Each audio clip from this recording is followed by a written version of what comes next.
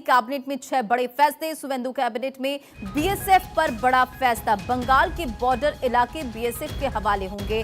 45 दिनों में बीएसएफ को जमीन का आवंटन होगा।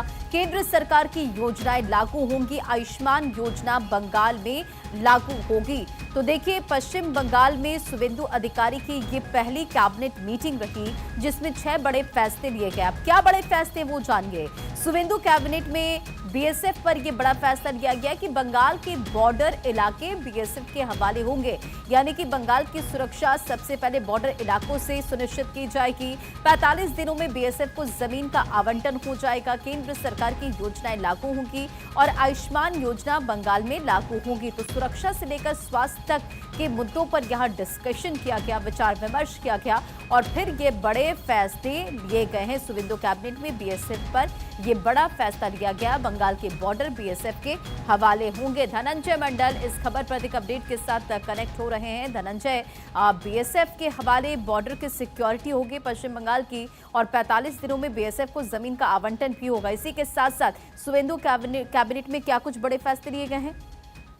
देखिए, सबसे बड़ा फैसला था बांग्लादेश बॉर्डर को सिक्योर करना। 45 डे के अंदर में लैंड को दे दिया जाएगा बीएसएफ के हवाले, जहां पे वो अपना आगे की कार्रवाई की जाएगी। सब दूसरी बड़ी बात है कि जो ममता बनर्जी की कैबिनेट में जितने भी कल्याणकारी योजनाएं थे, लोग सोच रहे थे कि सरकार बदलेगा तो उन कल्याणकारी योजना बंद हो जाएगी, लेकिन सबसे बड़ा अनाउंसमेंट किया सुवेंदु अधिकारी ने। उन कल्याणकारी योजनाओं को फिर रेगुलेट करेगा, वो दोबारा से चलेगा वही।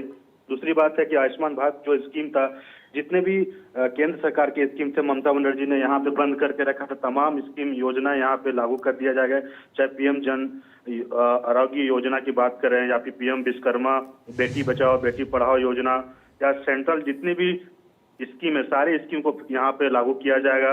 उसके बाद जितने भी आईएएस और आईपीएस ऑफिसर है, उनको सेंट्रल ट्रेनिंग के लिए भेजा जाएगा, क्योंकि बंगाल में अभी भी पुराने धारा के बारे में जानकारी था, बीएनएस की धारा की जानकारी नहीं थी। यानी बीएनएस की धारा की जानकारी को अधिकारियों के पास रहे, उसको लेके सेंट्रल में ट्रेनिंग के लिए लोग को भेजा जाएगा। इसके अलावा 5 year extension for state government job, जितना भी जॉब है सबको एक्सटेंशन किया गया है। साथ ही साथ जितने भी बीजेपी के वर्कर्स है, लगभग 321 बीजेपी पार्टी वर्कर जिनको मार दिया गया था, उसको कैबिनेट में फैमिली को एक जॉब दिया जाएगा, वो बात की। यानी सबसे बड़ी बात है, जितने भी बीजेपी के कार्यकर्ता थे, उसकी सरकार बनाने से लेकर जब तक उनकी मौत जो अभियान चलाया जा रहा था उसमें मौत हो गई थी या फिर टीएमसी के द्वारा मारा गया, तो सभी लोगों को स्टेट गवर्नमेंट में जॉब दिया जाएगा।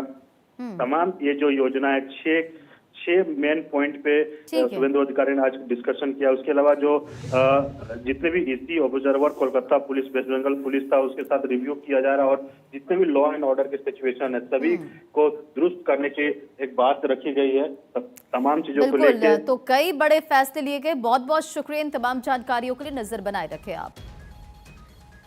तो पश्चिम बंगाल की सीएम सुवेंदु अधिकारी का एक्स पर पोस्ट। आज नबन्ना में प्रशासनिक समिति